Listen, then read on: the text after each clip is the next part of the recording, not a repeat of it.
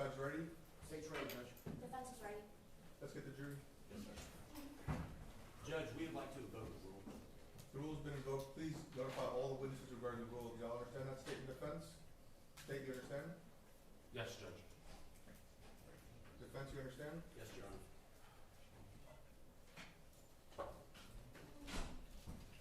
Judge, did you have the written objections before the hearing was done, or at the time? Do you have the This is the one that, do you have the one that we actually marked on? That we marked on? I just marked on.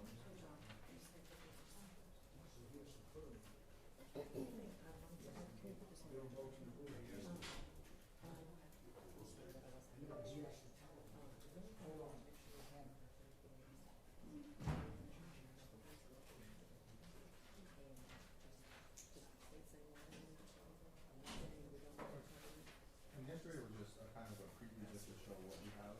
And so I expect that all the objections that I have are going to be rehearsed today as if they were almost new. And we'll just have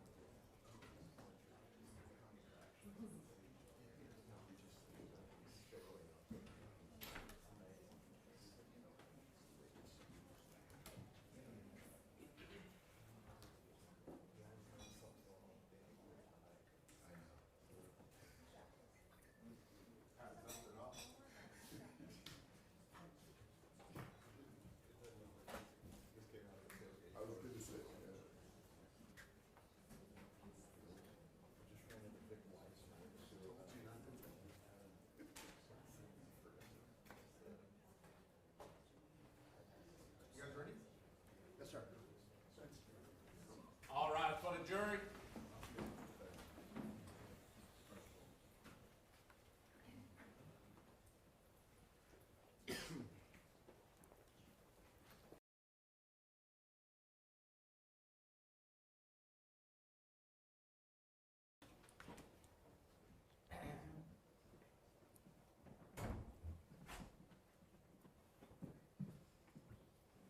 You may be seated.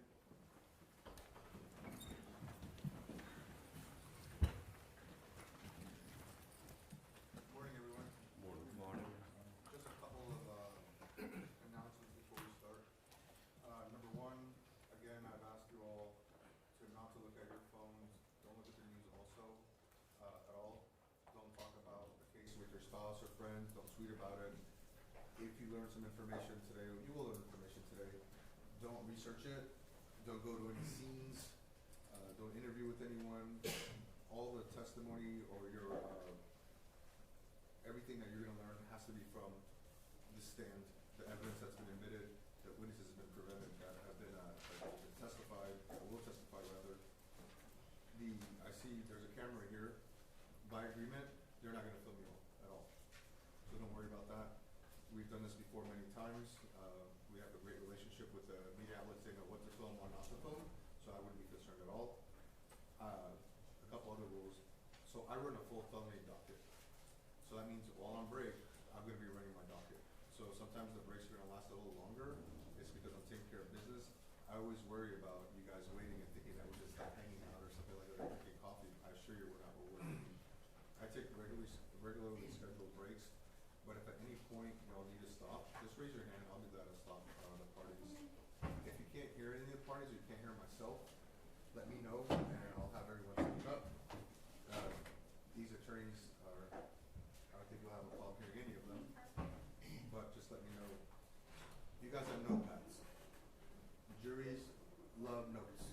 They love to take notes. And when I say notepads, everyone smiles. But here's a catch. Number one, you can't take them back there with you. You can write all you want, but when y'all take breaks or start deliberations, they have to stay right there. And the reason is this, is because there's only one official transcript. That's Ms. Wiltshire. So imagine a scenario where someone says it's a blue car, the other person says it's a red car. And then y'all are in the back, and you're like, well, I said red and I wrote it down. I said blue and I wrote it down. Well, that doesn't really count because the official transcript comes from Ms. Wiltshire. With that said, I've had juries in the past tell me, well, can we have the whole transcript? Or can we have the transcript of officer or whomever? That's not possible either.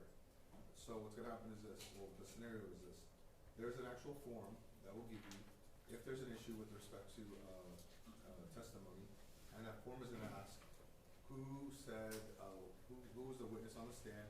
What is the issue that's controverted? Like, what is the discrepancy or what are y'all arguing about? And they might say like what time or something like that. And it's going to help us find it. If we have it, we'll give it to y'all. If we don't, we're not going to give it to y'all. So just know that, okay? So assuming y'all reach jury deliberations, sometimes a jury has questions about the case and they want to ask me questions. I can't answer some of those questions because by me answering the question, it's almost like I'm putting, it could be perceived as I'm giving y'all an opinion as to how I feel about the case or how I feel about a certain piece of evidence. And you have to remember my job is to take the position on the case. I just call the balls and strikes. I'm the referee like in a soccer match. So if I don't answer the question, I just can't answer the question. You might get a no response or you might get please refer to the jury charge because the law in the case that you all are going to be governed by is going to be in that jury charge. So please don't get offended if I can't answer your questions. With that said, let's swear in the jury and then we're going to hear the indictment and we'll go from there. Please stand and raise your right hand. Do you and each of you solemnly swear or affirm that in this cause now in trial, you will render a true verdict according to the law and evidence submitted to you, so help you God? I do. Thank you. You may be seated.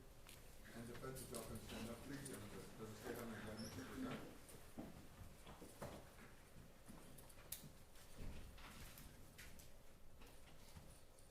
You may proceed. In the name and by the authority of the state of Texas, the duly organized grand jury of Harris County, Texas presents in the District Court of Harris County, Texas, and Harris County, Texas, Tony B. Earls, hereafter styled the defendant, heretofore on or about February 14th, 2022, did then and there unlawfully, recklessly cause the death of Arlene Alvarez by discharging a firearm in the direction of an occupied motor vehicle while making no effort to determine the identity of the occupants of the motor vehicle and shooting Arlene Alvarez with a firearm, causing her death against the peace and dignity of the state of Texas. I declare Mr. Earls guilty or not guilty. You may be seated. State, you may proceed.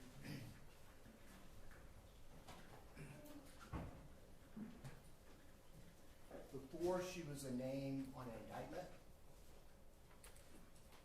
Arlene Alvarez lived with her parents and her family in Southeast Houston, Pasadena area.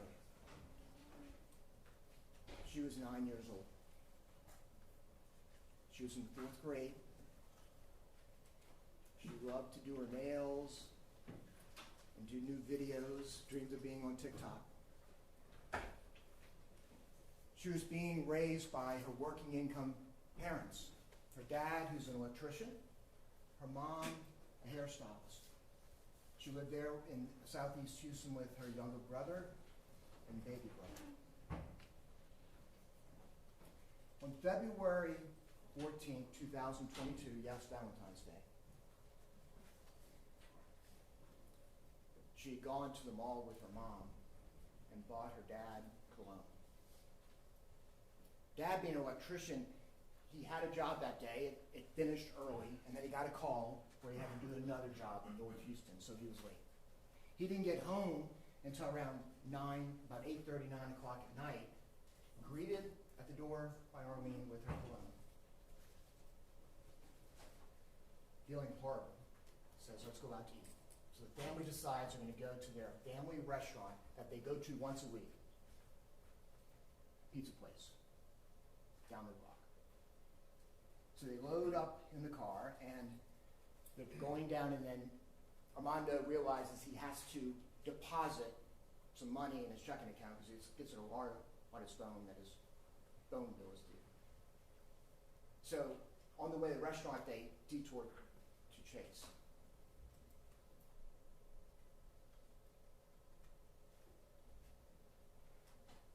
Around the same time, the defendant and his wife is driving, go to a Chase bank.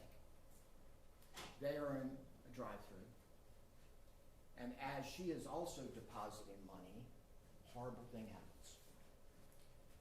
The wife is approached on the driver's side between her and the ATM, and what appears to be a gun is placed in her face. Horrible, terrifying. She's being robbed, and he's in the passenger seat, the defendant. He says, give me all your stuff.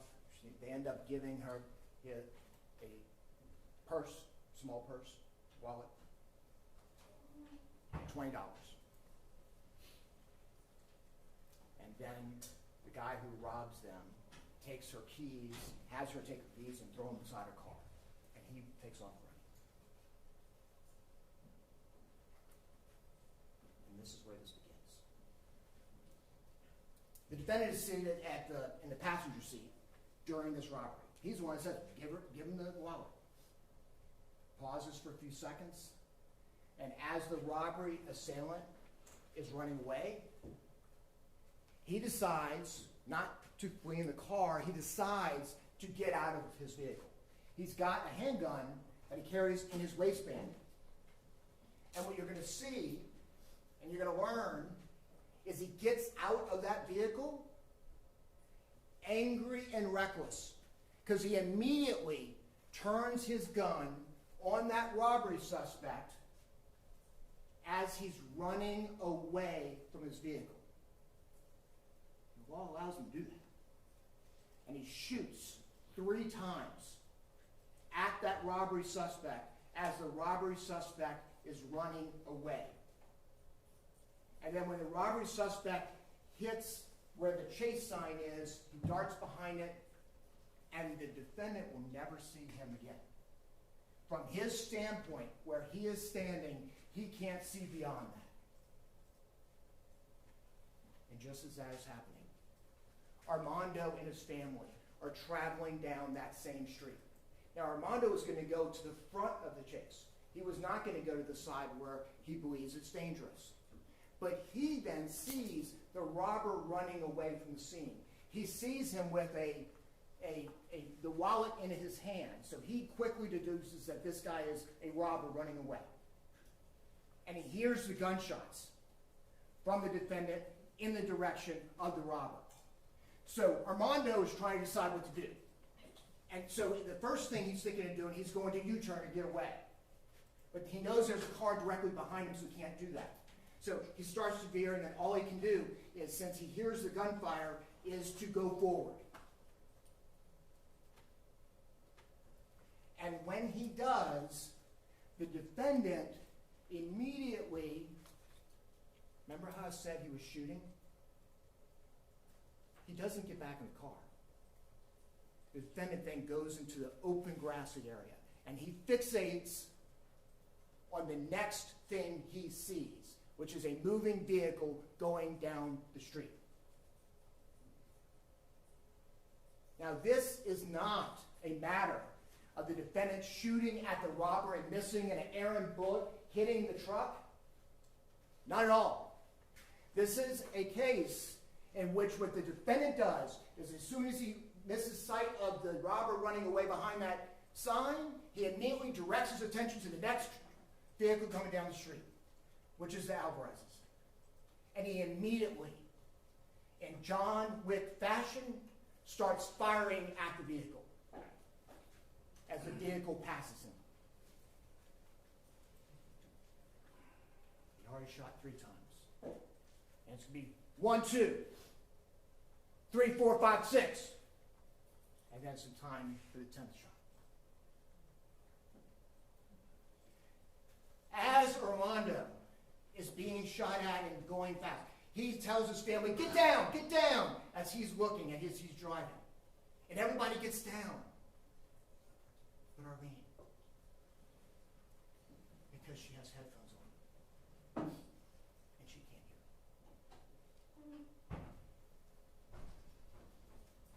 And as he drives past the defendant shooting, as the car is directly on side of him, one of the many bullets pierces the back passenger door, between the door and the window.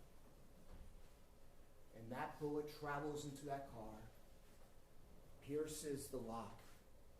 The bullet fragments, part of the bullet enters her head, right in her right eye, and the other part falls into the car.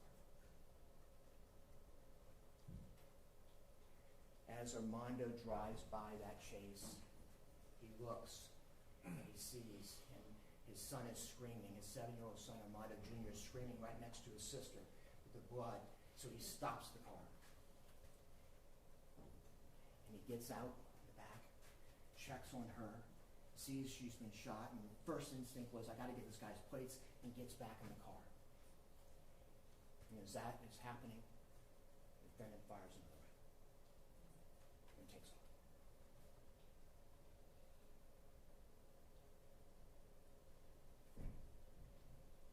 We can't bring you to the crime scene, but throughout this week, we're going to bring it to you. You're going to get multiple surveillance footage. You'll be able to see for your own eyes what happened. Today, you're going to see a surveillance video from Chase Bank that's never been released to the public. So you'll see this. And it's the only surveillance that you will get that is from the perspective of the defendant. what you will see is that horrible robbery going on. You'll see it through the front windshield as the assailant is next to his wife. What you'll see is as soon as that robber starts to run off, the defendant chooses to get out of the vehicle with his firearm and fire at him 3 times as he's running away. What you will see is as he's firing at him 3 times, that robbery suspect never shoots back. As he's firing at him 3 times, that gun that was in his hand never shoots back. And what you'll see is then he gets behind that chase sign. And you'll see from that surveillance, the defendant then chooses not to get back in the vehicle quickly and speed off. That defendant chooses to then go to the grassy area of Chase. And you'll see immediately, you'll see Armando's headlights. You will see he immediately fixates on those headlights. And as that car is coming, his next shots go all the way as he's tracking him down. I want you to remember, write it on there. You'll get evidence of it. 3, 2, 4, 1. The 3 shots at the guy's back. Boom, boom, 2 at the truck. Another one, another one, another one, another one. As you'll see Armando going by. And his truck, you'll see from the chase video, blacked out windows. You can't see in. He fired recklessly into a truck he had no idea who was in there.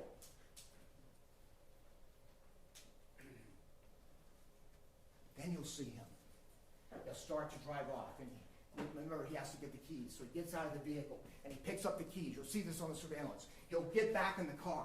And just when you think it's done, just when you think he has caused enough havoc, just when you think he's going to drive off and speed off, what he does is as they're exiting, he opens the door as his wife is still driving. And he puts his gun out and shoots down the street as Armando is checking on his daughter. And then speeds off.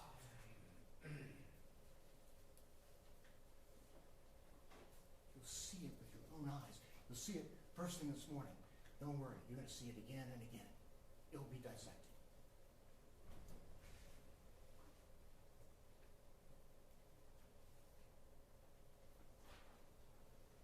We're actually, at some point in this trial, going to play you the defendant's 911, where as they're driving off, he and his wife call 911. They had just been robbed. But what you're going to hear, this is him driving from the scene. You're going to know the first things he says in the beginning is he'll lie to the 911 operator. Because he says, that robber shot at me first, so I had to return fire. From that chase video, you're going to know that is not true. Then what he'll say, and his wife will say, is they thought that that truck was a getaway truck. It'd be the first getaway driver who drives back to the scene. There's no way that robber he would have had to be Spider-Man to get into a moving truck. That's what he says. Then the wife says something very interesting in 911. They say, well, who is this driver? And she says, an Hispanic man. And tries to describe the clothing. She gets it off. So what does that tell you? That tells you as they were, because obviously she's not going to see him in clothing as he's driving. What it tells you is as they're exiting the driveway, just as he is shooting down the street, she must have seen Armando getting out of the car. So it was bad enough he was going to recklessly fire into a car that had windows tinted he couldn't see in. Now he's firing at another human being that he had never previously seen.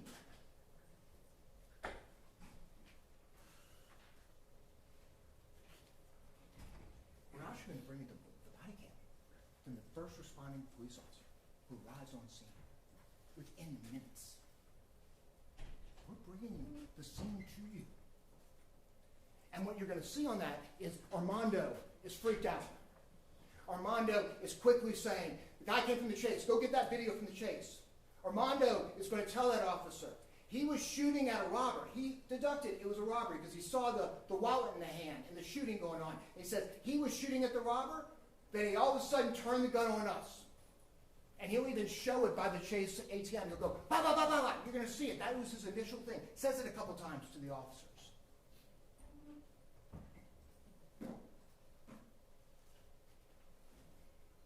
Now they're going to process the scene.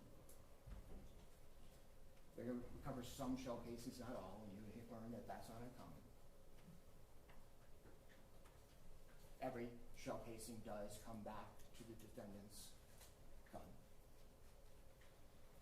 They're also, because he responded to 911, patrol officers went to the defendant's home.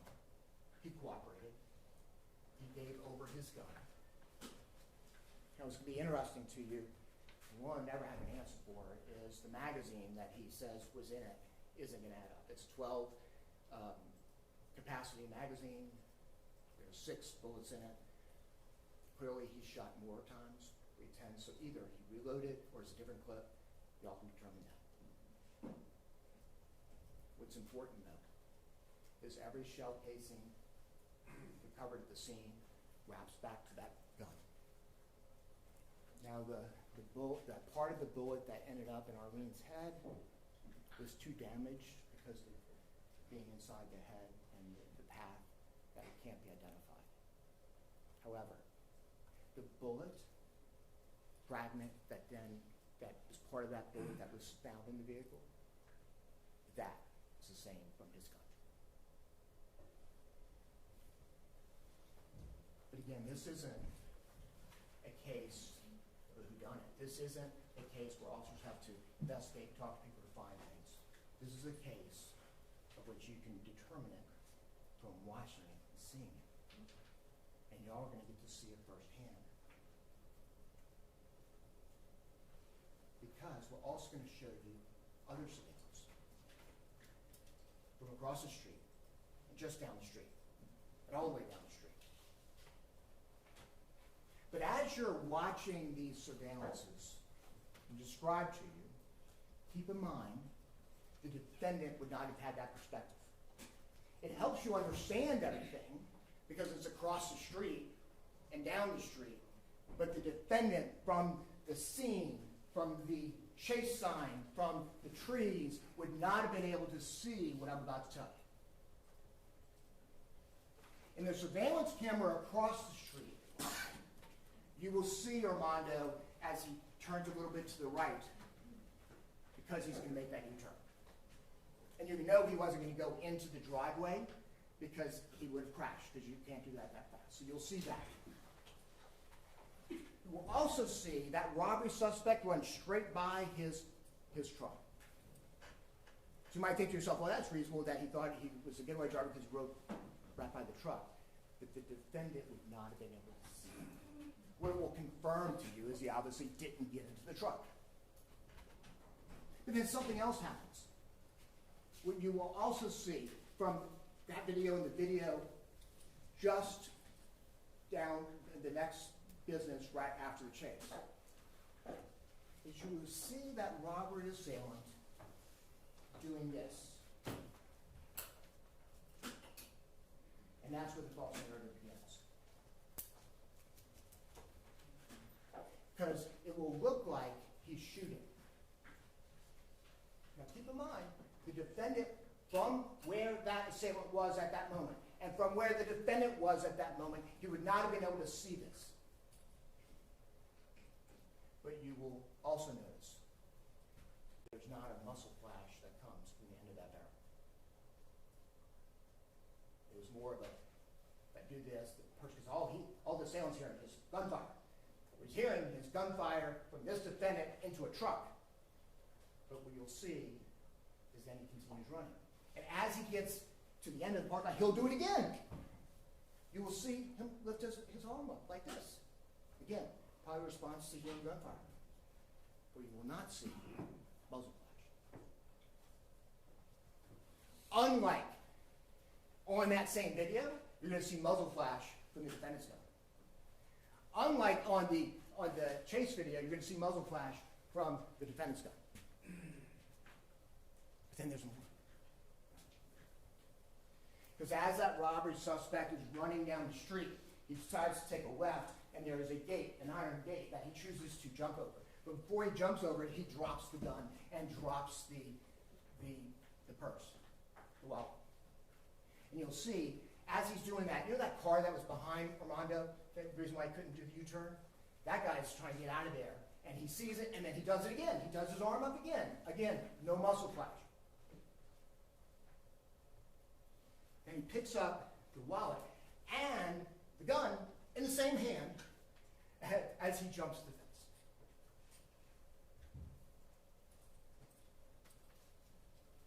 You're going to learn that there were 10 shots that night. And we believe by the conclusion of this trial, you will conclude that all 10 came from the defendant. Again, those videos are giving you complete context. We're showing you everything. But remember, it's only that chase video that you will see is the defendant's perception of what happened.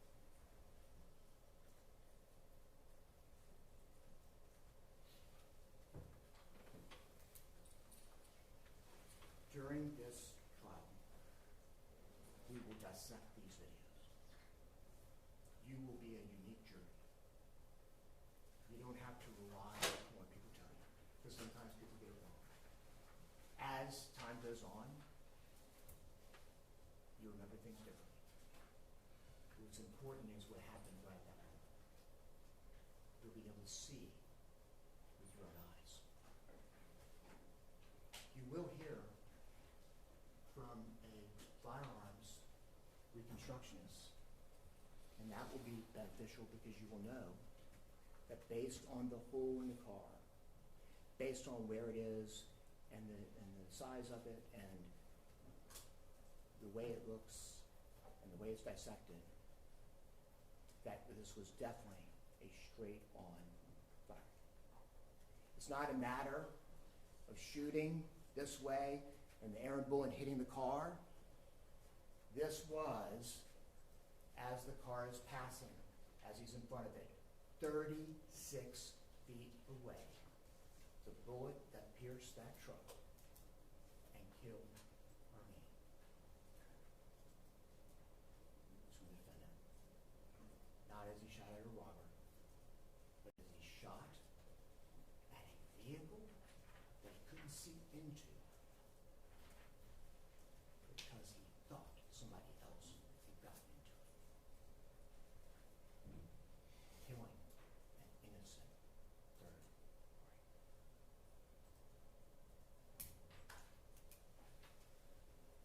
At the conclusion of this trial, you will decide that even under all the circumstances that defendant was experiencing that moment after being robbed, he was extremely reckless by shooting into a vehicle he had no idea was in it. And he's guilty of manslaughter for taking the life of an innocent 9-year-old.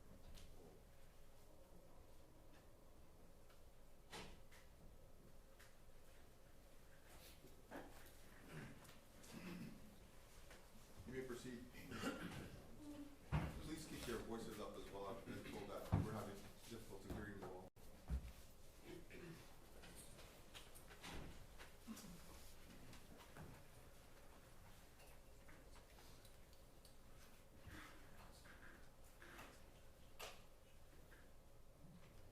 Judge, will we approach briefly? You may.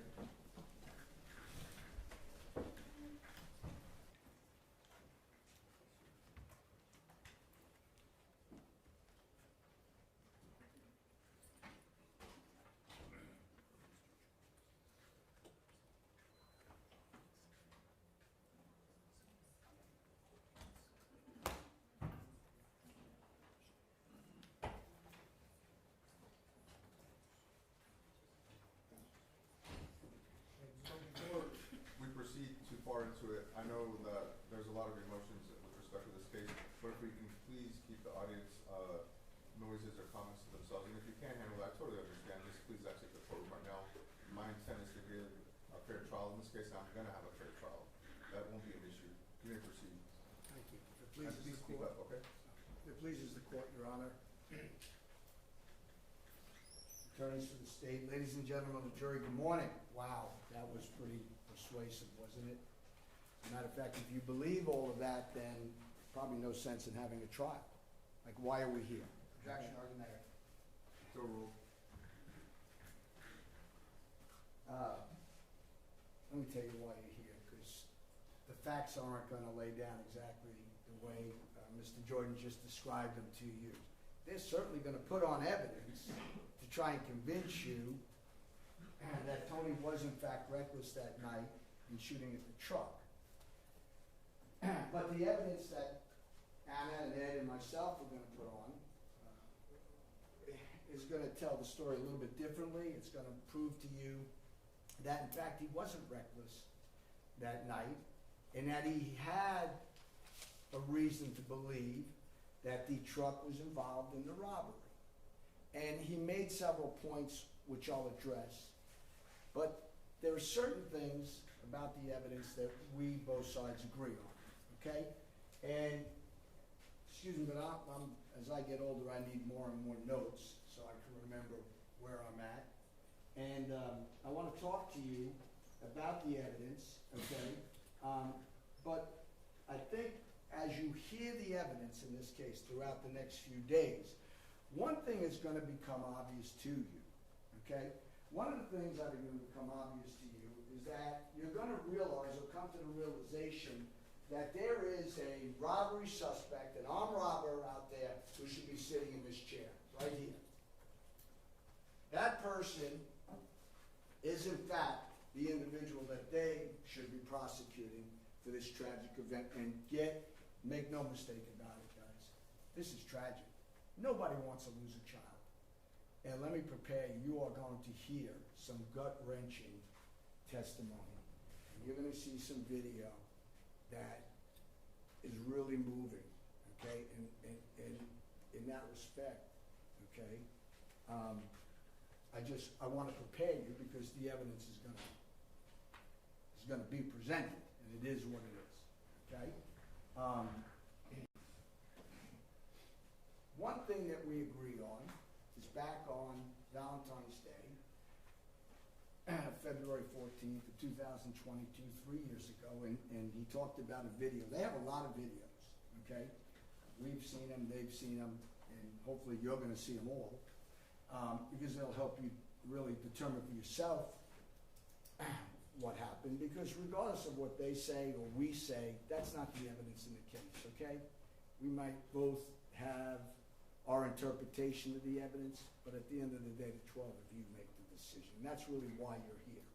But we do agree that this occurred on Valentine's Day back in 2022, no question about it. And when you watch the video that they're going to introduce that is shot from the Chinese restaurant across the street, the back of it, here's what you'll see that night. You're going to see a male dressed in black clothing, dark clothing, and you're going to see him a distance down the street, and he's sitting on the ground. He's just kind of lurking near this fence and kind of in bushes. And then you're going to see Tony and his wife Dee pull into the chase and up to the ATM machine. And what you'll see is this individual sees what's going on and he gets up. And you're going to see him on video. He walks down the street, walks down the sidewalk, they're in the ATM, the last ATM closest to the road. There's some bushes between the sidewalk and the ATM, and the evidence will show you, you'll see him as he walks up, he walks past the bushes, and when he sees Dee doing her transactions, he immediately runs around, and what he does at that point, he runs right up to Dee, and he sticks the gun right in her face, okay, right in her face, and robs her at gunpoint. And you'll see, if they show it to you, You will see the video from Chase. I don't know which one particularly he's talking about. Hopefully he'll show you the video where you can see the fear in Dee's eyes as she's held at gunpoint. And you can see Tony in the video holding up his hands, okay, like this, kind of protecting himself. Okay, if Tony was gun happy, I believe at that point he could have pulled his gun out and shot at the guy, but he doesn't. He's telling Dee to cooperate. Give him what he wants and let him go. Okay? So that's what's taking place. Now, as he robs them, okay, in dispute, let me say this, the facts, he does take the wallet, and in the wallet has her credit cards, personal effects, and importance to them, her grandmother's address, and that becomes significant when you hear the 911 call, because they're concerned, they're telling 911, he's got my grandmother's address, and these guys following us, he might go to her house. In any event, money, and then the keys are not dropped inside the car. The keys are, we believe he took the keys, and the evidence will show that, or they threw the keys at him, but the keys are outside of the car, because that's the reason Tony gets out of the car, okay? And they'd like you to believe, and he says the evidence will show that the keys were inside the car, he didn't need to get out of the car, okay? No, he gets out to get the keys, okay? And as he gets out, Tony believes, and there's evidence to support, that the robber shoots at him. Now, Mr. Jordan made one point really clear. The law doesn't even require Tony to wait until he's shot at. Legally, he can shoot at a fleeing suspect in an armed robbery. Okay, that's the law. And he talks about these photographs where the robber is down like this, and we have them. We'll introduce him if they don't. But he's clearly pointing back towards Tony. And the reason why Mr. Jordan can't tell you that a lack of a flash indicates he wasn't firing is because they never found the robber's gun, okay? And without having the gun and not test firing the gun, they can't sit here and say every gun disperses a flash to indicate it's being fired, okay? You can look at the video, and that's the kind of stuff you'll have to decide. Those are the facts you're going to have to decide for yourself, okay? I can tell you one thing, he can tell you the opposite. You'll have the video to look at, okay? Fair enough. And that's how we think this should proceed. Look, the evidence, again, is going to show that they're prosecuting the wrong individual. He's the scapegoat. That's what the evidence is going to show, okay? This is a tragedy. There's no question about it, okay? The evidence is going to show he didn't get up that morning with his wife and plan to hurt someone, to shoot someone. That evening, they planned to go to dinner together, like many people do, get something to eat on Valentine's Day, okay? He worked late. She wanted to deposit her check, and she wanted to get money so that they could go out to eat, okay? This is not something that he thought about doing in advance. They pull in, and unfortunately this travesty, sickening travesty unfolded. Why did it unfold like it did? Because when Tony got out of the car, okay, and they were exchanging fire at the very same time, okay, the very same time, at that instance, the Alvarez family in their truck, they were coming to the ATM. Now, here's where you have to look at the video very closely so that you are not misled.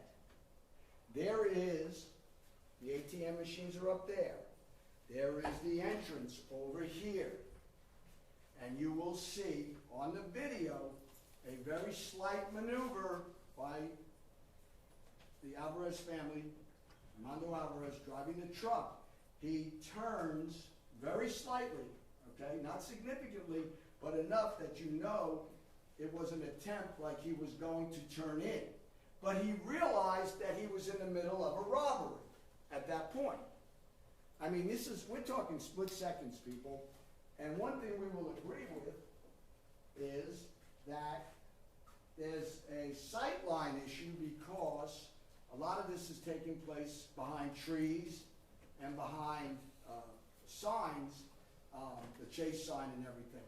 But he turns, okay, and there is a split, just a short moment when the robber is in close proximity to that truck. And then Armando veers off, okay, and you know he does it in a hurry because in the videos and in the crime scene unit photographs that you're going to see, you see all kinds of items out on the street. I'm going to leave it up to you to decide what you think happened. It looks as though when he veered off, he hit the curb and then veered back into the street. But at that point, he starts off and he's in the right lane, okay? So here's the ATM. Here's Tony. Armando's coming down the street, and in the inception, he is in the right lane, closest to the sidewalk, and Tony's standing there and he's coming out. Now, all that talk about boom, boom, boom, boom, boom, boom, boom, boom, boom, boom, boom, boom, boom. I mean, it didn't go down like that because when you see all the CSU photographs and the markers, they located all of his shell casings. They recovered 5 of them, okay? And he, by his own admission, he told you the evidence is going to show that he shot at least 3 times at the robber, fleeing on foot, okay? So it didn't quite go down that way. So here's what you need to do. You need to look at the evidence. When CSU goes out there, there's an individual who shows up, and he's going to testify about how they put down the placards, they look for the evidence, okay?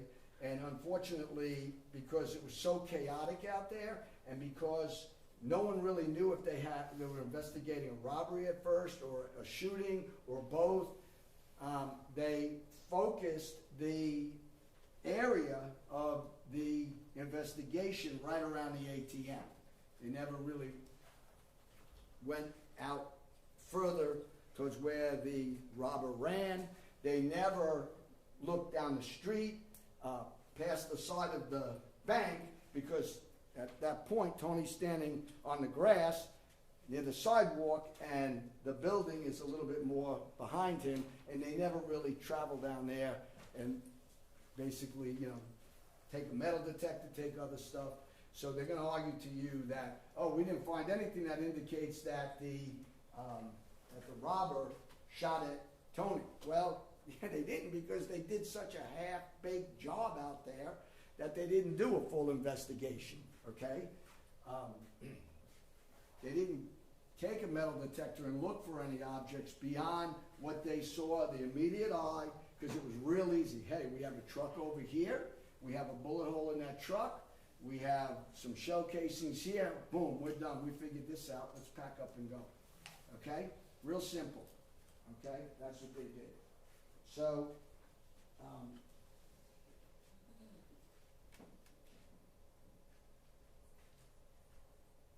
the whole incident took 20 seconds, 30 seconds if you include the robbery itself at the ATM. Here's the problem with that. We don't know, all this video footage, we don't really know about the time frames, the cameras, how they're set. We don't have that information available. We can look at it, and obviously we're restricted by the lighting, and the video's not the best. It's blurry at some parts. It's grainy.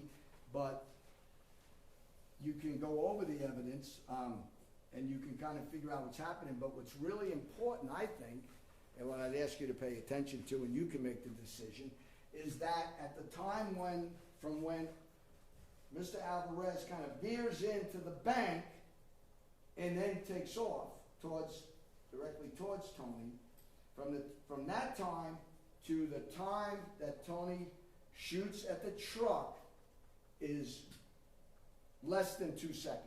2 seconds at best, but less than 2 seconds. Boom, boom. That's how much time Tony had that night out there to make a decision, okay, about what he was gonna do. Not very much time. And the evidence will support that, and if you look at the video, you can see it, you can see it for yourself. Now, let me tell you something. Tony did call 911, okay? He did. He felt he was being followed, and while he's on the phone, at that point, he doesn't know that he's hurt anybody. He doesn't know that he's killed anybody. He's calling to report his robbery. He firmly believes that he's being followed by this truck that had the robber in it, and he ends up providing information, and he actually meets with the police, the detectives. They come to his house, he cooperates, he says, here's the gun, okay? And he and Dee are both taken downtown to give statements, and they do, okay? They give statements, and, you know, the officer talks to him, Detective Farrell. He's on their witness list, and I anticipate they'll call him. And he gives a statement, and I can't introduce it, but they have it, okay? They have the statement. And if they want you to know what Tony told the cop, they can introduce it. No, we just can keep it to opening statement. Okay, so let me tell you what the evidence will show, depending upon what they do, okay? And what they want you to know. Objection, argumentative. Keep it to opening. So, the evidence will show that Tony sat down with Detective Farrell, and he told him exactly what he... Objection. Please approach. Please approach. It's not arguing. I'm not arguing anymore.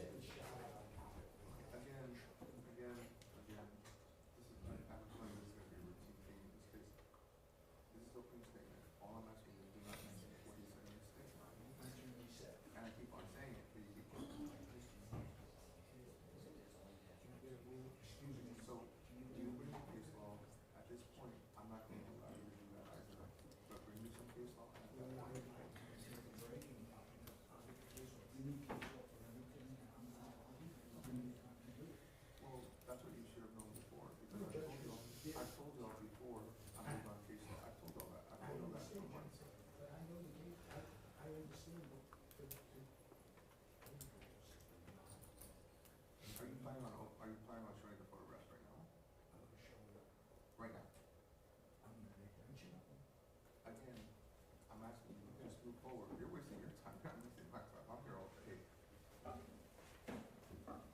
You may continue.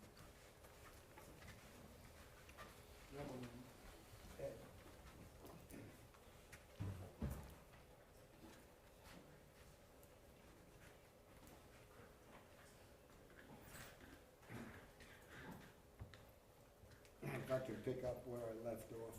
Please.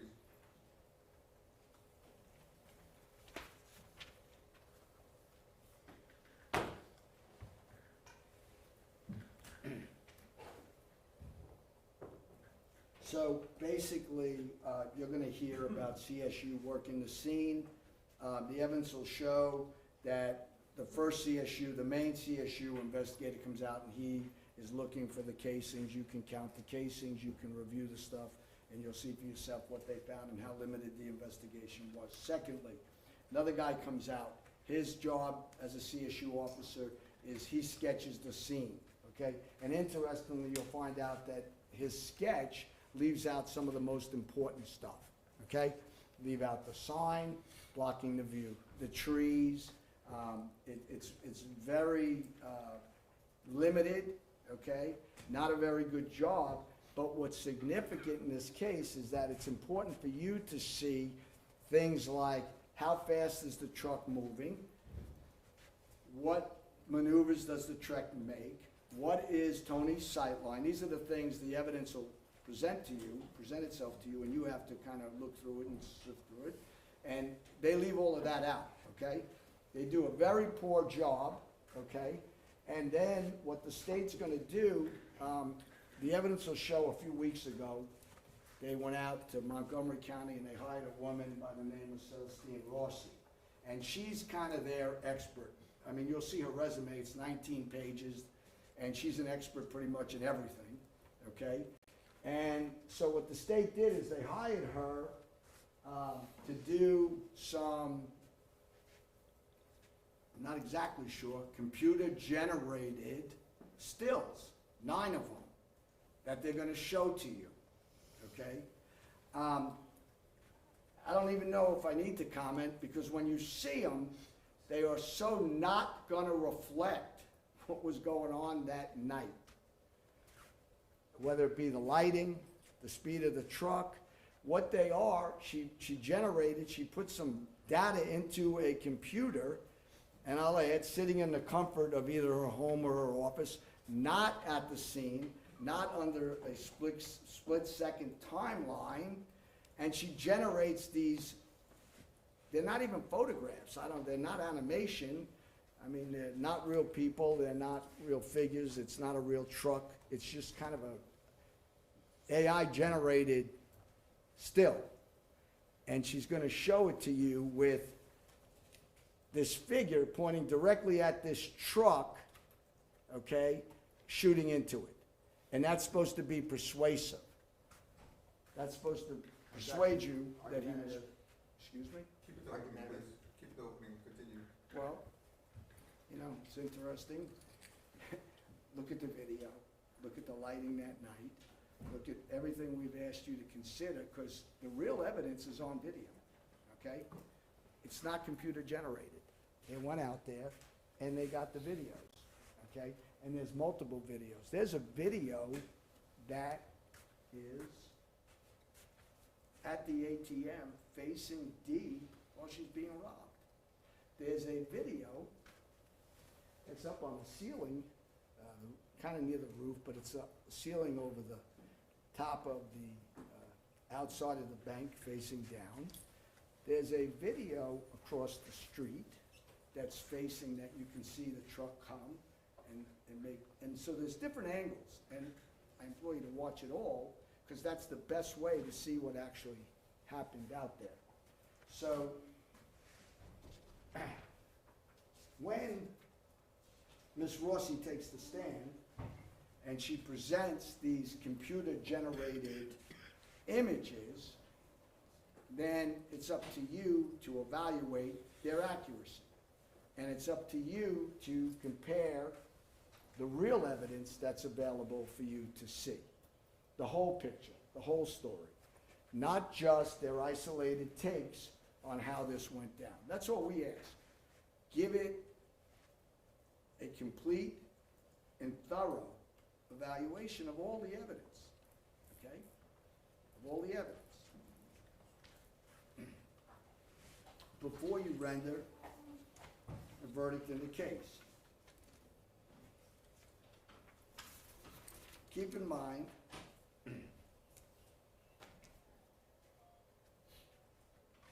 that Ms. Rossi, they didn't send it to, the DA's office didn't send it to the crime scene. That's what the best form of reconstruction you'll find out is. If you're gonna reconstruct stuff, that's how you do it. But no one from the district attorney's office sent her out there. You're going to find out that she put data into a computer and got pictures out. And she's gonna talk about all of the efforts that they made to capture the correct measurements of everything. But think about this, the CSU people are gonna tell you that their measurements, and they're out there, are approximate, okay? And you're gonna learn that for an accurate reconstruction to take place, you have to have accurate measurements. It starts there. And there's even more issues that arise when you are trying to reconstruct the shooting of a moving vehicle. So the evidence is going to show that there was some problems with really reconstructing this accurately, and that 3.5 years later, a couple weeks before trial, to generate these photographs for a jury to see, I think the evidence will establish that that's basically a last-ditch effort. Objection, argumentative. I'll strike that, Your Honor. Thank you. You don't even have to rule. Look, it is what it is, and like I said when I stood up, if the facts were like he stated them to you in opening, then there really would be no need for you to be here. But the facts aren't that way, and the evidence isn't quite that way. And it's gonna take the 12 of you, actually 14 of you, to sift through everything. And that's all I'm gonna stand here and ask, okay? And at the end of this trial, ask yourself, well, they've charged him with an omission of not, I don't know if it's not taking the time to determine who's inside the truck, or how, for not maybe stopping it, trying to figure out who's in the truck. Because if you read the pleading, the charging instrument, the indictment, that's what they charged him with. And you apply the law, okay, which I'm not gonna go into now because the judge will give it to you. You apply the law, then the verdict at that point, if you follow the law, okay, should be not guilty, okay? He's never said he didn't shoot into the truck. He's not say, as I stand here today, I don't know what evidence will be presented to you regarding how they determined if he did that, but I'm here to tell you he's never said. The evidence will show he never disclaimed shooting into the truck, okay? That's all I can say about any statements he made at this point. What I want to do at this point is thank you for your time. It's going to take a few days, and again, I just ask that you consider all the evidence and you make your own determination. Don't let Mr. Jordan sway you to think it went this way, and I'm here to tell you, don't listen to what Anthony says, okay? I just want a fair and impartial. You're kind of like the referees, the mediators, okay? And you make the determination. Thank you. I thank y'all for y'all's opening statements. This is my normal time for my first break, so I can handle some court issues. Should I be standing 10-minute break, please? Yes, sir. All right, for the jury. How y'all coffee inside there?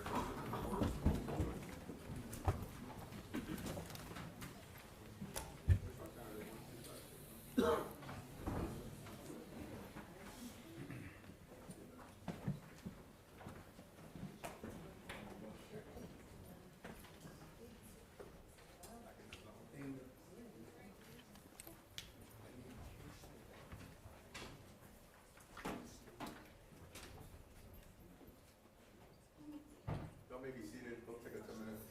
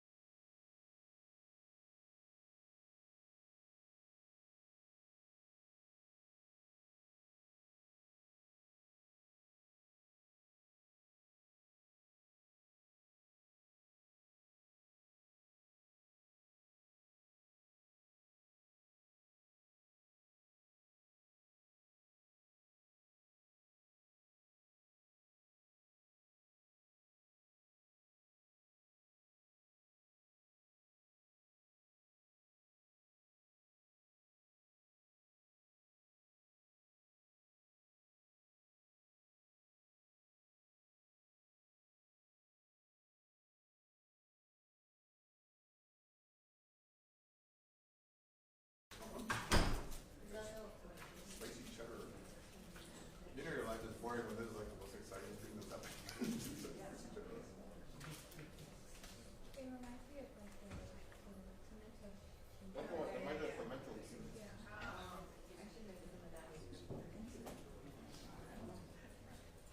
know, I like it better when I can call you something. No, I don't like it. You look at five.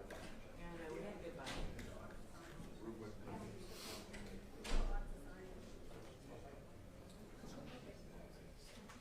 Just let me start this call.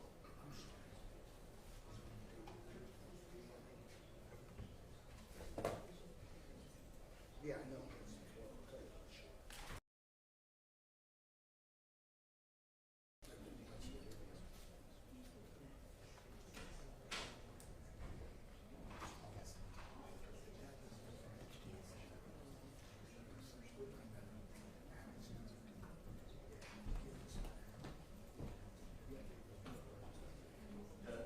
I'm ready. All rise for the jury.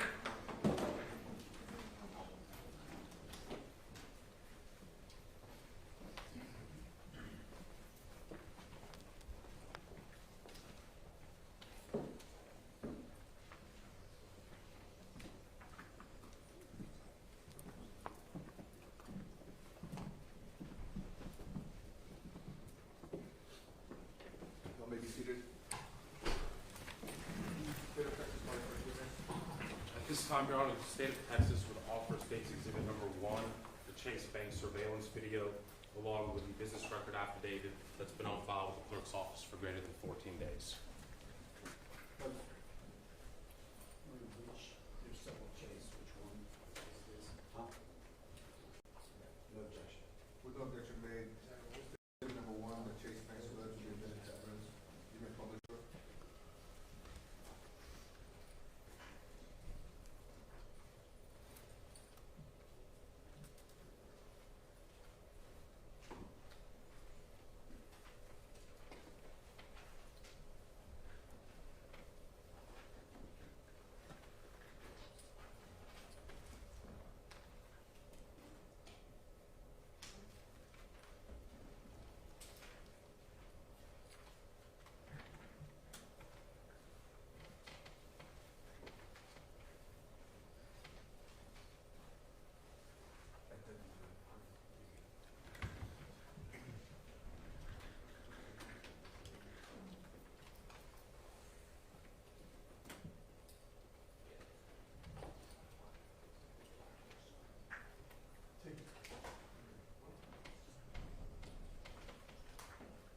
And just for purposes of the record, I apologize. The state is publishing State's Exhibit Number 1.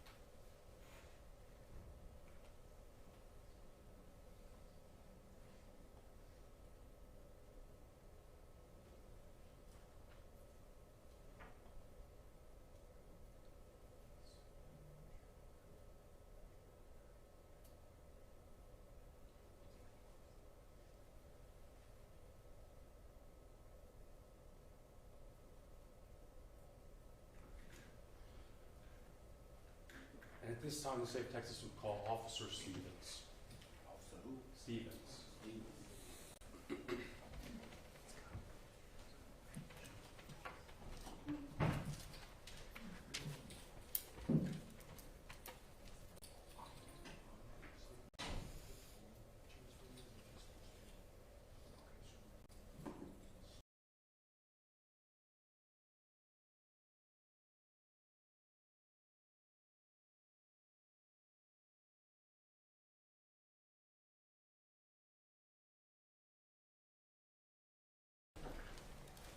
This witness hasn't been sworn in? Good morning, can you raise your right hand? Do you swear to tell the truth, the whole truth, and nothing but the truth, so help you God? Is it if I thank you. You step up there, this mic, you need to? Yes, sir.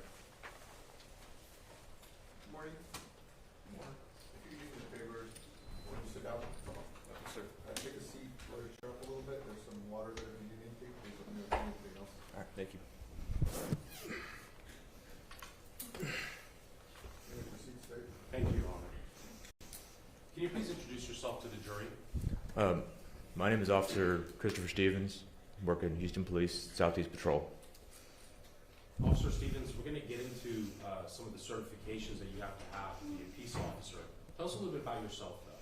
What did you do before becoming a police officer?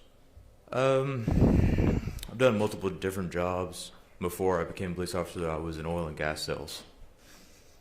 Why'd you leave oil and gas and become a police officer? Always wanted to kind of be a police officer, help out the community, you know, do that kind of stuff like that. Always interested me. When did you become a peace officer?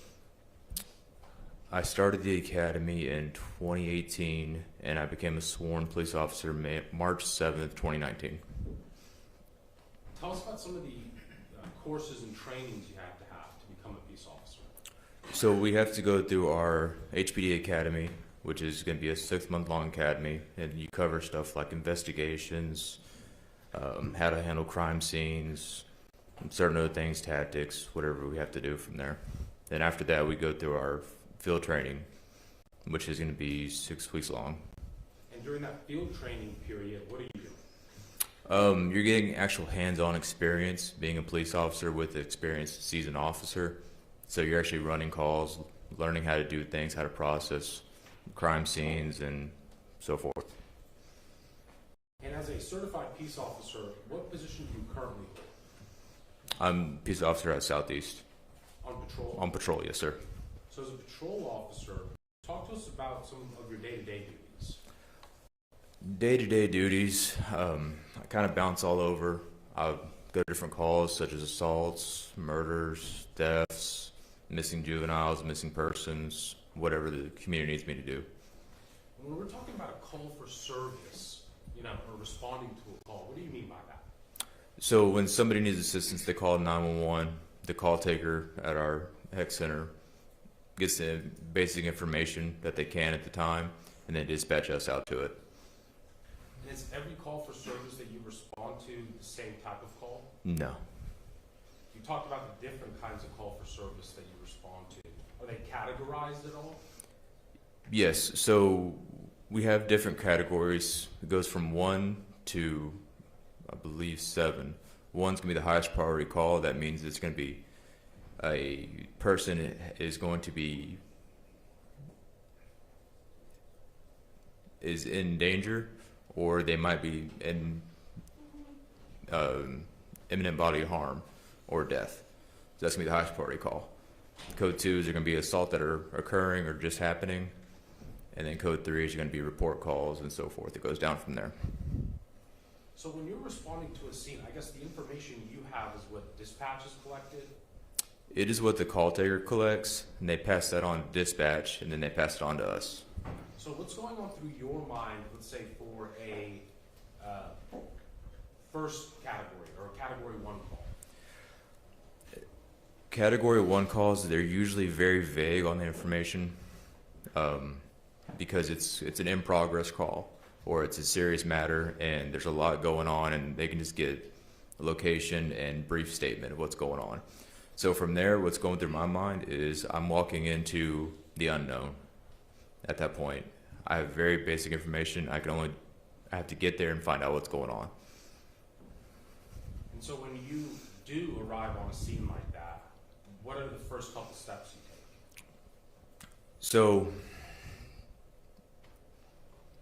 first things first is you activate your body worn camera per department policy, and then you kind of read over the call slip as best you can, and you get there quickly, as soon as you can. That's gonna be lights and sirens, and you get there.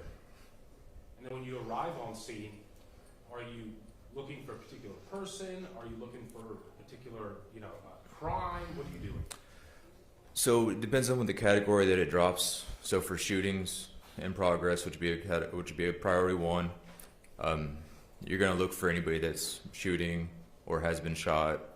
Or you're gonna look for any suspect description if there's given, and you're gonna look for victims, anybody hurt, and then like that, and try to secure a crime scene and make everything settle down a little bit. And while all of this is happening, do you guys line up one by one and say your job is this, your job is that, and then your job is this? Once the scene is manageable, we can do that. We can start separating out, hey, you go do this, you go do this, you go do this. But first priority to get there is to stop the killing, stop the dying. And I want to direct your attention specifically to February 14th of 2022, where you dispatched for a call for service that night. Yes, sir. Where were you dispatched to? I was dispatched to Winkler, off Winkler Road in 13-10s. And what type of call dropped at that time? A shooting. Priority one? Yes. At some point when you're en route to that call, do you obtain additional information of who may be involved? Yes. Okay, who was that? The call slip stated a 9-year-old girl was shot in the head. After arriving on scene, what do you see? Me and my partner arrived, and we observed HFD already on scene, and then I observed the family on the side of the road holding the victim. Are you there while she is transported? Yes, sir. Describe to us what that means. So when HFD has to get them emergency medical treatment, they'll take them directly into the ambulance with the paramedics still working, and they'll transport them straight to the hospital. May I approach the witness, Your Honor? We're going to come back to what you saw on scene, just so we can give orientation of where this is occurring. I'm showing you what's been marked as State's Exhibit number 7. Take a look at it for a moment. Tell me if you recognize it. Yes, sir. Okay. And without getting into the contents of State's Exhibit number 7, the State's Exhibit 7 fairly inaccurately depict where you were dispatched. Yes, sir.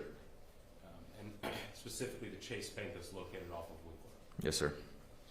At this time, Your Honor, the State would tender to opposing counsel State's Exhibit number 7 and offer it as evidence. No objection. With no objection, made, state 7 will be admitted into evidence and made public, sir. Thank you, Your Honor.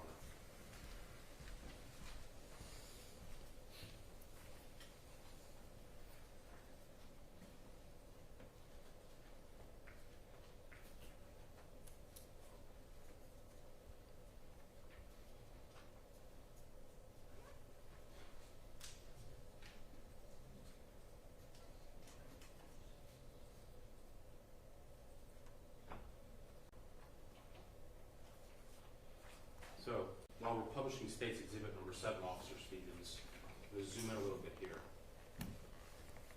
What are we looking at State's Exhibit number 7? That's going to be the geographical location of where the incident happened, and the Chase Bank is going to be where the incident actually happened at. So when you respond to the scene, you obviously see, at that time, you're not aware of her name, but the victim that was being transported, the 9-year-old. Yes. Do you make contact with anybody else that's on scene? Yes, I pulled the father to the side to get some more information while we let the mother go with the victim.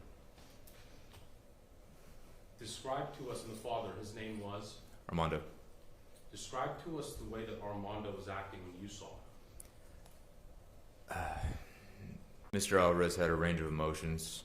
He was angry, shocked, in disbelief. He was cycling through a bunch of different emotions. After making contact with him, do you begin relaying information to dispatch? Yes. I'm gathering information from him. He's kind of telling me what's going on, what he saw. I'm relaying to other units into dispatch. Be on the lookout for a vehicle. Shooter had left the area, and from there we have units going around, last known direction, trying to find, see if there's anyone running or anything suspicious or anything like that. And then from there we set up the crime scene. When you were on scene that day, did you have your body-worn camera activated? Yes, sir. And when you were on scene that day, did your body-worn camera capture what information you were receiving? Yes, sir. May I approach the witness, Your Honor? You may, sir.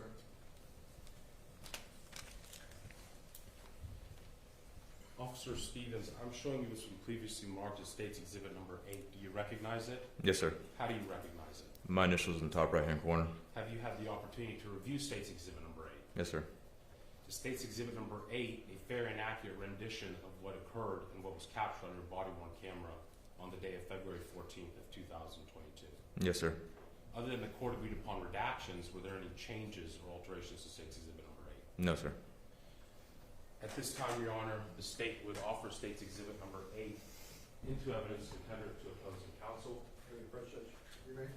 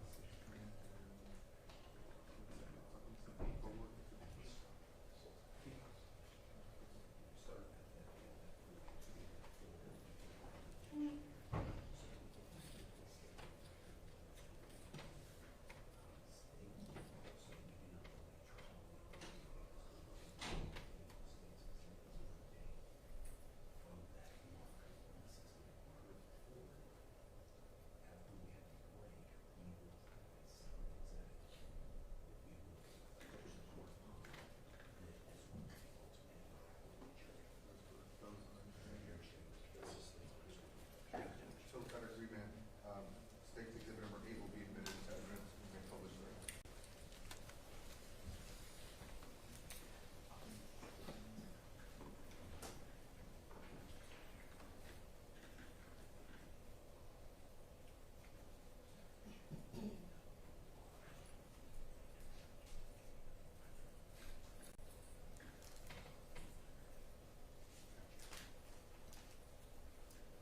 And at this time, Your Honor, the State would offer State's Exhibit Number 6, the 911 call that has been on file, tendered to opposing counsel with a business records affidavit for greater than 14 days.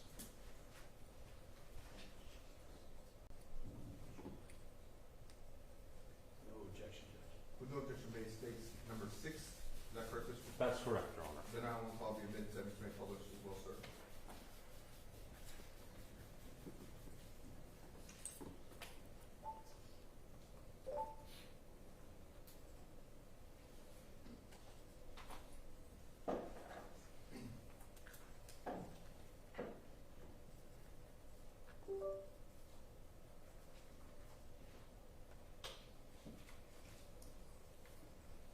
Monday, Officer Stevens, would it be fair to say that when you arrive on scene, there are many people there assisting in the best way that they can? Yes, sir. That the scene's pretty hectic. Yes, sir. People at the scene are hysterical. Objection, leading. Don't lead your witness. Yes, Your Honor. This time, the State will publish State's Exhibit Number 6.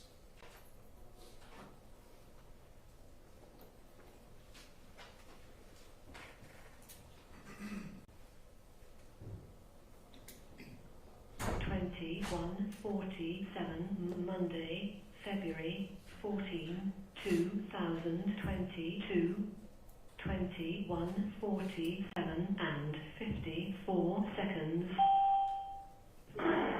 Peace and now you need medical, police, or fire. Stand on line for use of medical. Fire and medical, what is the location of the emergency? Okay. Understood. Please take a deep breath through me and call for her. What is the location?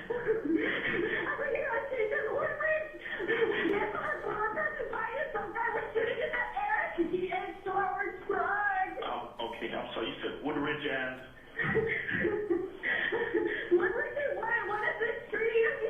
Okay, I'm showing you near Woodridge and Winkler Street. Okay, are you still on the street? Okay, what is your name? Okay, and what's your phone number in case we need to contact you? 281-165.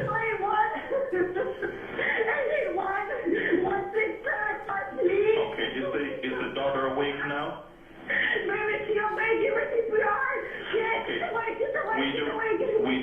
We do have multiple calls for service at the location, and units are being dispatched. While I'm on the line speaking to you, okay? Wendy, please take a deep breath. The units are being dispatched. While I'm on the line with you, okay? Hello? Yes. I've been trying to explain to her that the units are being dispatched. While I'm on the line speaking to her. I am trying to find out where was the person shot. We were here on Chase, Home Depot. So you're near the Chase? Yes, Chase, Home Depot. Okay, where? Yes, the units are being dispatched, but where on the body was the female shot? In the head. I'm sorry, the head or the hand? Tiene la cabeza, it's on the head. We're behind Home Depot. So she's shot in her head? Yes. Okay, one moment. Okay, medical and police are being dispatched. Did anyone get any description of the suspect? No. No tienen descripción de la persona. No. Okay. They were stealing from somebody right on Chase Bank, and they killed him. And they started at the truck. Okay, then until the emergency units arrive, I have some pre-arrival in.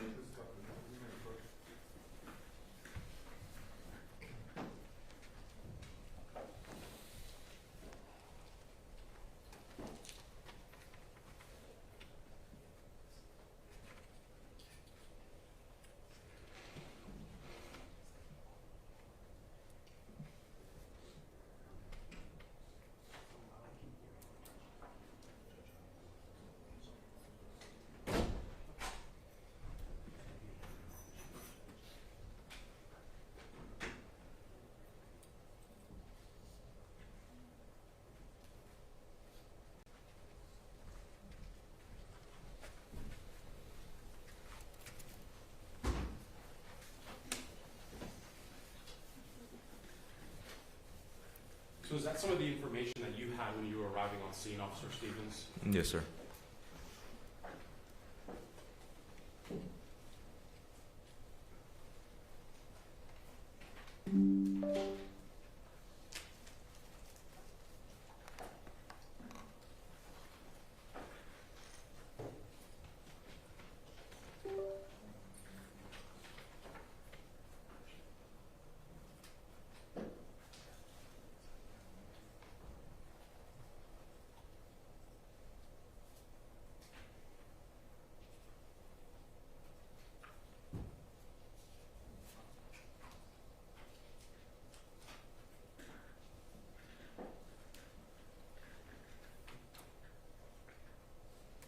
For purposes of the record, I'm going to begin publishing State's Exhibit number 8, 6 minute, 10 second.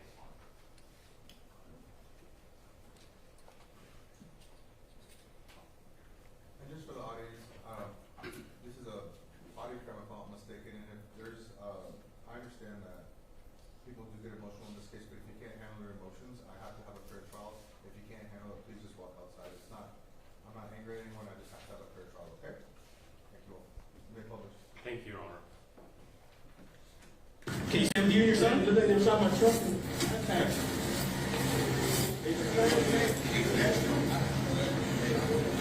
they were just driving by. They shot the gun at the person getting robbed. Arlene, Wendy, go right there. You have to go. Somebody over there. You have to go with Arlene. Fuck this truck. Don't worry about this. That's the dad. That's the dad, that's mom. Mom's going with him. Yeah.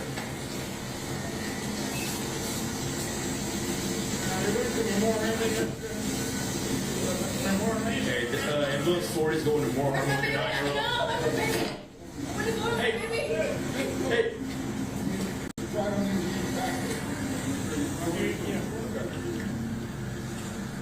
No, it's just me and Jack right now. Need someone to go to that location. More harm and ambulance 40.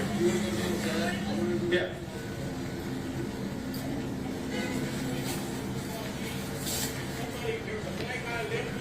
And I guess he dropped the guy in the car, and it just randomly started shooting. I was going that way. I just this way, I turned around. I was looking that way. Stop.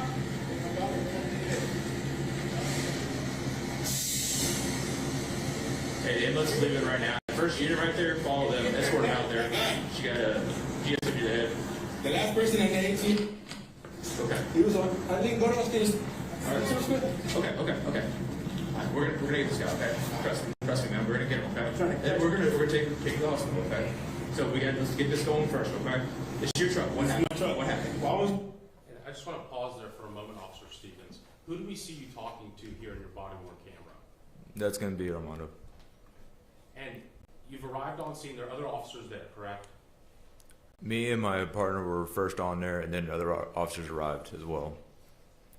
Is anybody accompanying the ambulance that we just saw leave the scene?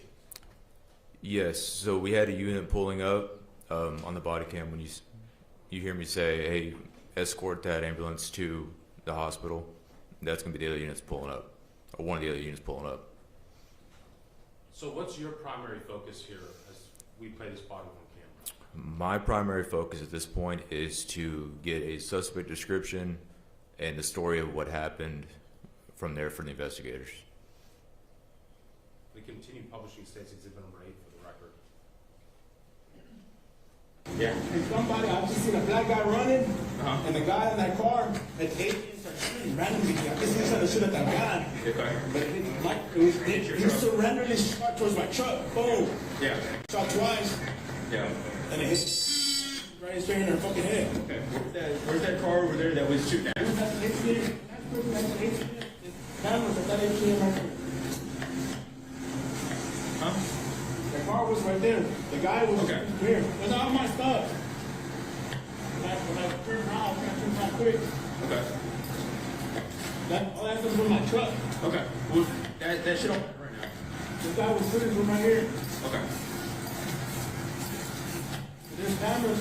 The other one was that ATM. So he shot. Yeah. Okay.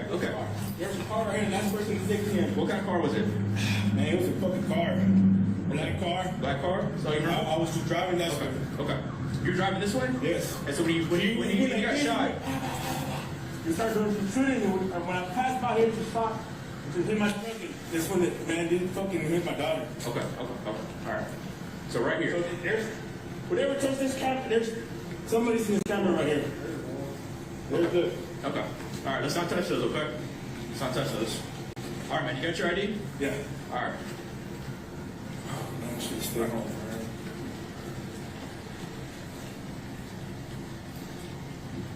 man. Let's go. So at this point, Officer Stevens, in your body-worn camera, the information that you know about the scene is what's been communicated to you? Yes, sir. Okay, so at this point in the investigation, where are you aware that the offense occurred or the scene was being contained? Right there at the Chase Bank and then on Winkler Drive.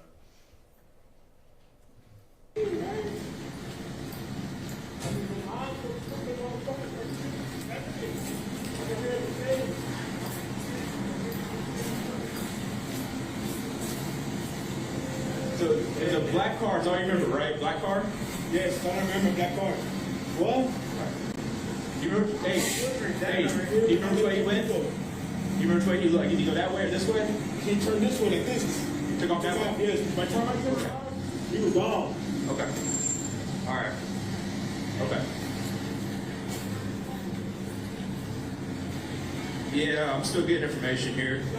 We got a guy that, I guess he was getting robbed, so he pulled a gun out, shot at the guy trying to rob him, ended up shooting the complainant here. Last seen going down Woodridge at a high rate of speed in a black four-door sedan.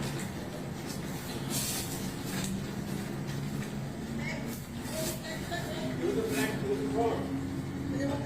You just a car and they just I just need one more unit out here. We got some shell casings over at the bank. We can probably get a good idea on this guy. These are. Yeah, we saw that 3 or 4 times. I don't know why. Dude, boom, boom, boom, boom, boom. He thought I was with the guy that got him robbed him. Yeah.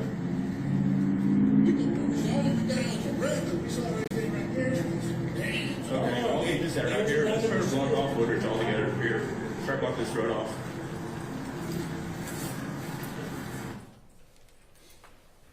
So at this point, after you've obtained information from Armando, what's the next steps you guys take at the scene?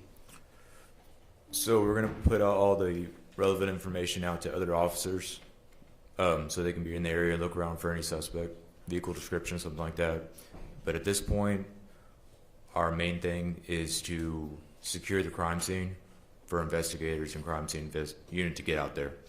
So we're going to put Armando, have him secured, and then make sure no one tampers with any evidence or anything like that. Okay, you mentioned something there. Let's go back. You said you secure Armando, you make sure he's secured. Mm-hmm. What exactly do you do with Armando?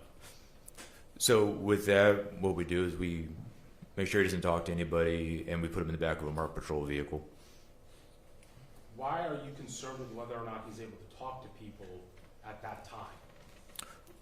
As you can see, there's other people on scene. They were just witnesses. They were bystanders, and we don't need them feeding any information or wrong information or anything like that. We need what he sees. So we're trying to keep it to what he knows. And then when you're on scene, you're getting all this information, you're securing the crime scene, who are you contacting? So there's multiple phone calls that have to be made. Our sergeant makes the scene. He starts calling the command center and all of them. I'm going to be contacting the Major Assaults and Homicide Division.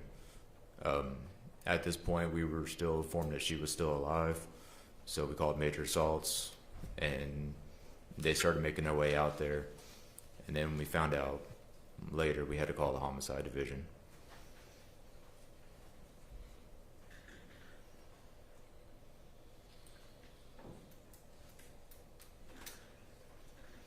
In that location that we saw in State's Exhibit number 7, the map, is that a location in which county?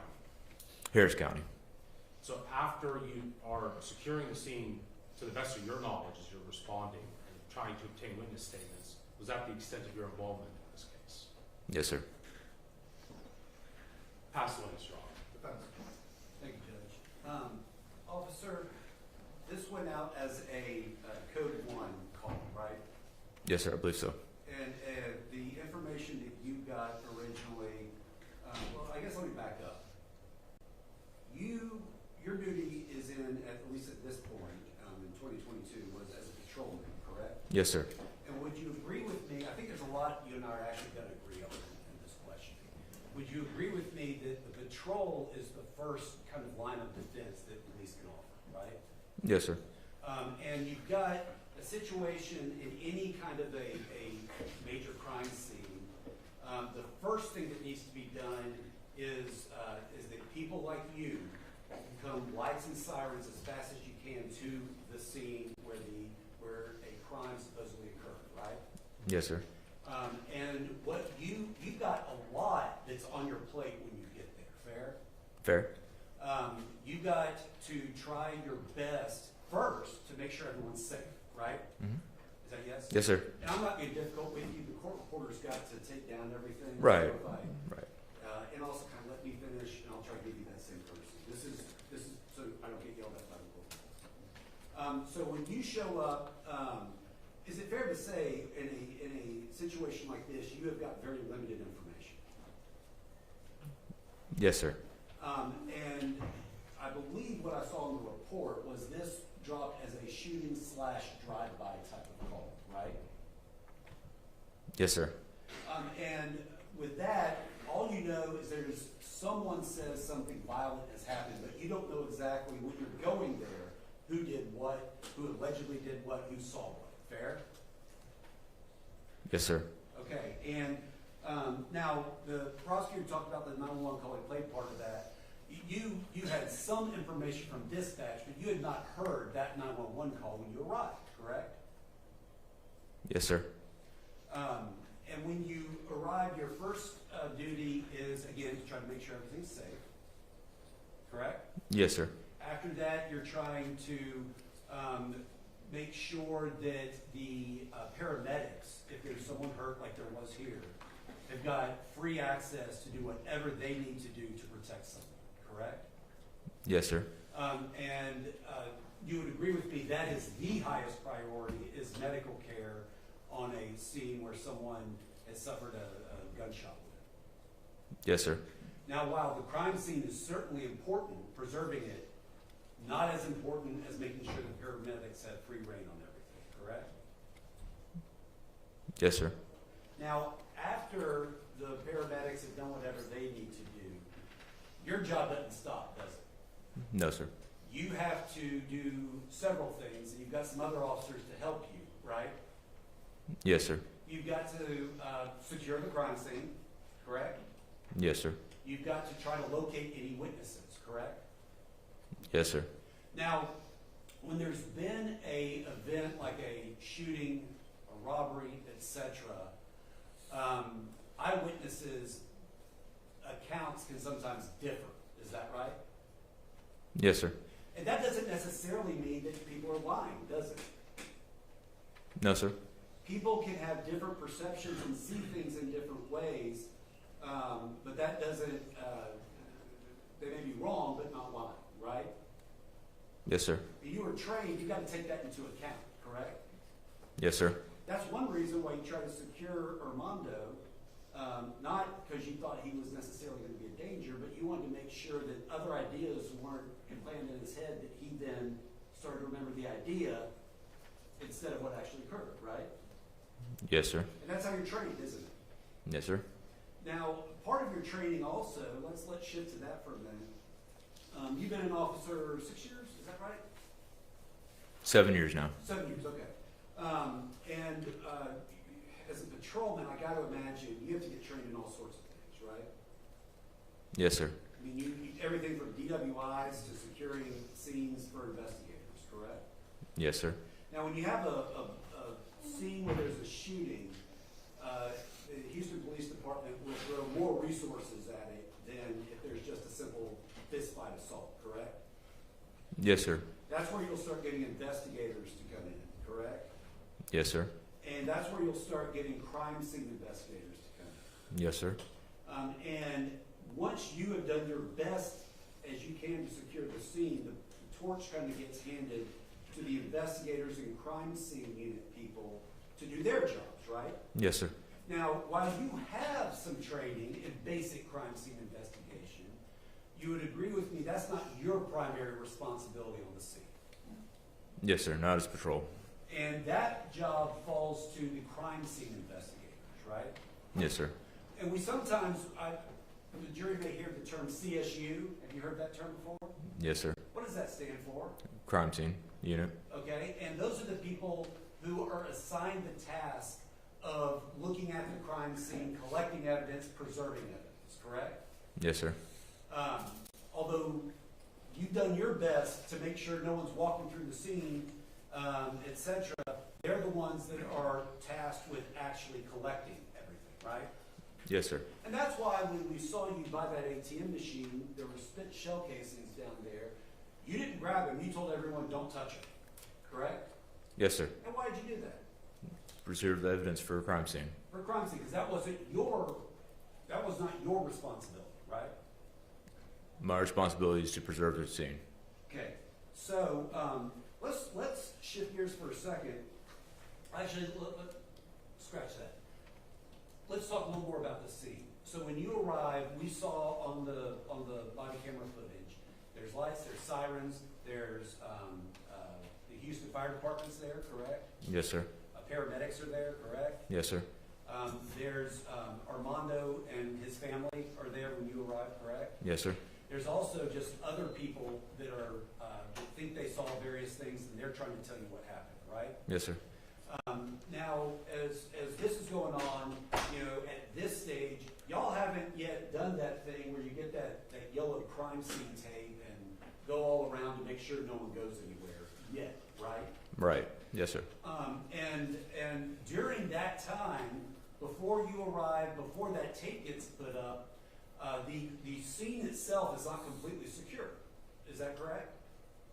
Yes, sir. And I'm not quibbling with you on that. You're doing everything you can, but that just hasn't been done yet, right? Right. Yes, sir. Now, at that point, we've also got paramedics going all over the place. We've got other officers that are showing up, witnesses showing up. So until that tape is put around, the crime scene itself is not completely secure, correct? Not completely. And you have no idea what could have happened to any evidence before you arrived, obviously, right? Yes, sir. Or if something got stuck to a shoe or kicked. And I'm not even suggesting done intentionally, I'm just saying accidentally. Those things can happen, right?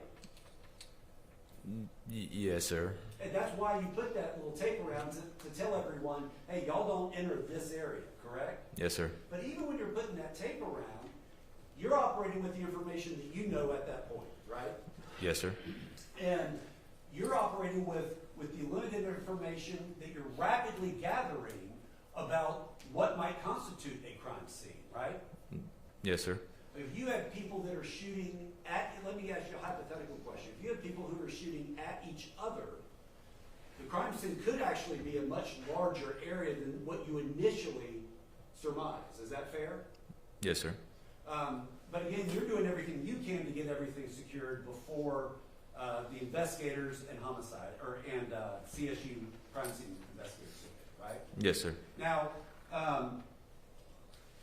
a scene like this, would it be fair for me to characterize it as a bit chaotic? Yes, sir. So you show up, you call. Was it major assaults? Yeah, more units. Then once the scene calmed down a little bit, we were able to get her medical treatment. It was major assaults. Okay. And then at some point, you or someone else also called robbery, correct? Yes, sir. Then there's some point in some of the going on back and forth with the officers, where other officers are speaking to you, and y'all are just trying to figure out who's doing what, right? Yes, sir. And that's just the nature of the beast of a situation like this, correct? Yes, sir. Then, as far as at some point, homicide gets a call when it sounds like the girl may not make it. Is that correct? Yes, sir. And then robbery also gets a call, correct? Yes, sir. And in fact, in this case, you had two different divisions that were both investigating, correct? Yes, sir. You had people investigating for the robbery, right? Yes, sir. And you had people investigating for the homicide. Yes. Right? Okay, when we say homicide, that means your understanding as a police officer that a death was caused by a human, correct? Yes, sir. That doesn't necessarily mean someone's guilty of something. That's a determination that gets made by a jury, correct? Yes, sir. All right, so you're at the scene, it's chaotic, you're doing your best to get everything secured. And then eventually you find out that a call dropped to robbery from the person who was robbed, correct? Yes, sir. And at that point, it starts to become clear that after you talk to Mr. Alvarez, you get that call, it starts to become clear there was a robbery that took place, right? Yes, sir. All right, and no one, to be clear, I think we're all in agreement on this, no one's disputing that there was a robbery, right? You're right. Yes, sir. Okay. I mean, in fact, when you talk to Mr. Alvarez on State's Exhibit number 8, what we just saw, he even mentions that it sounded to him, or it appeared to him, like the guy who was shooting thought that the truck was involved with the robbery. He says that, right? He made the assumption, yes, sir. Okay. And you have learned from your training and from your experience as an officer, I guess let me back up. There's nothing that you saw from Armando that made you believe that he was being dishonest with you in any way, right? Yes, sir. You thought everything he was telling you is what he believed, right? Yes, sir. That being said, you know from your training as an officer, again, like we talked about earlier, that there can be some mistakes that people make when they're trying to remember a traumatic event, right? Yes, sir. And in fact, that's why when there are, and you know from your training, when there, for example, are police officer involved shootings, police officers are given 24 hours to make a statement, right? I'm going to object to relevance. Yes, sir. Okay, and that's done so that you've got time to try to accurately remember everything, right? Yes, sir. Okay, and you've got, not only when you're an officer you get trained at the academy, but you periodically throughout the year go to various trainings, fair? Yes, sir. Now, as part of your training as the first line of defense, I mean, the patrol, I would say, is the most important part. You're what keeps the streets safe, right? So part of the training that you've received is in how to deal with high-stress situations where you are faced with a life and death situation, correct? Yes, sir. And you are trained in those situations that if you have to make the decision that you're in a life and death situation, to shoot. Fair? Yes, sir. And you're trained to shoot until the threat has been neutralized. Fair? Yes, sir. Okay. The same self-defense laws that apply to you also apply to citizens, right? Yes, sir. Now, after the whole scene was secured, did you take any action with the car, with the truck, I mean? With the truck, we took it out to the dart lot for examination. Okay, did you do anything, and let me make it clear, I'm not being critical of you, I'm just trying to understand what your role was. Did you do anything to secure the truck, or was that someone else's responsibility? The truck was within our perimeter and it was secured. Okay, do you know who all was going in and out of the truck? Nobody went in and out of the truck. Okay, was someone assigned to just keep an eye on it? We were right there in front of it. We watched the truck the whole time. You didn't see anyone going in or out of the truck? No, sir, I didn't. Okay. And then, did you have any contact with Tony Earls? With who? Tony Earls? No, I didn't have any contact with him, no. Okay. So, you never got any statement from him to hear anything from him about what happened, right? No, sir. All right. That wasn't your role. That was your responsibility, right? I was managing the scene for the shooting. And you did not, other than what we talked about of making the initial assessments with the witnesses there, you did not do any further actual investigation. That was where the torch got passed to either robbery, homicide, or the crime scene investigators, right? Yes, sir. May I have just one moment, Judge?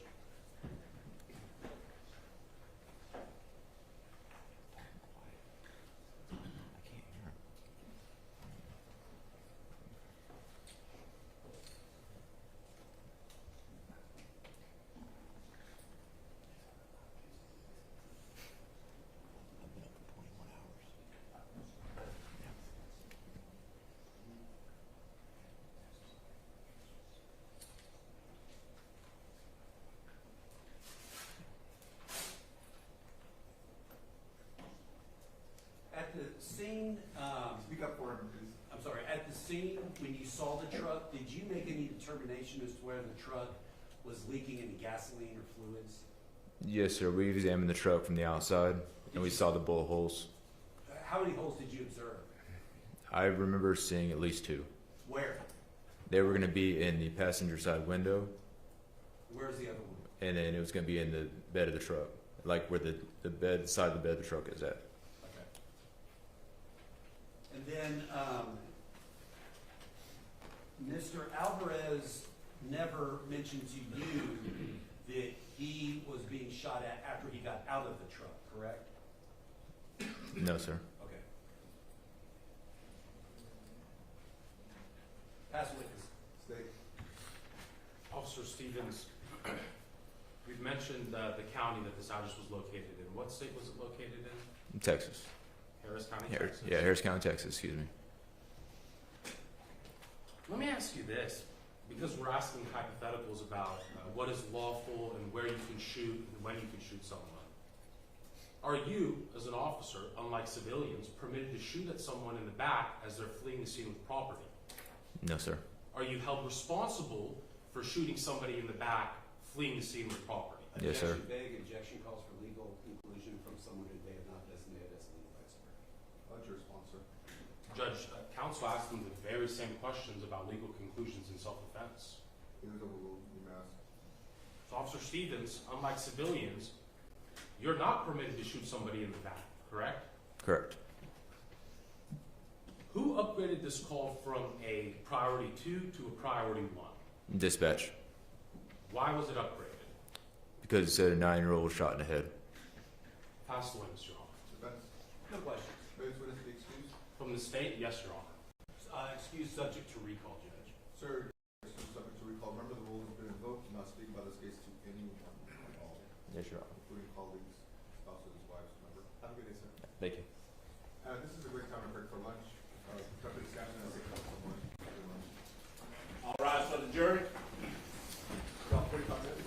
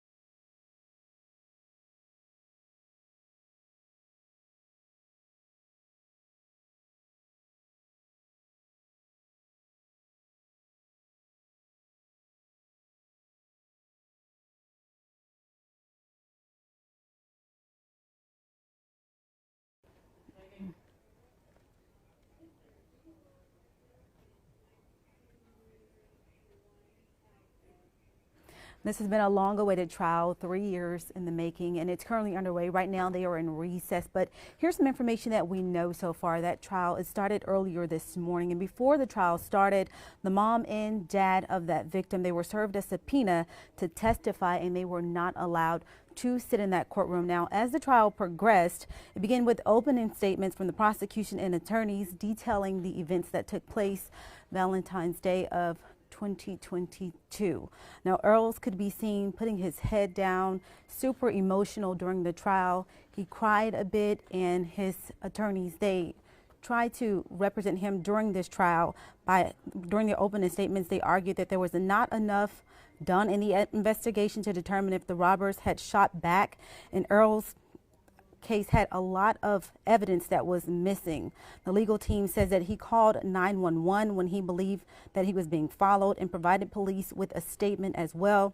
The attorney says the prosecution will provide evidence that will show that there is no real evidence in the stills from the computer-generated information that the prosecutors are going to present. They said there is real evidence in the videos around the places that the robbery took place, and these include the robbery at the ATM, surveillance from across the street, and he says that Earls even admitted to shooting into the truck, and the evidence should prove that his intentions were to shoot at a robber.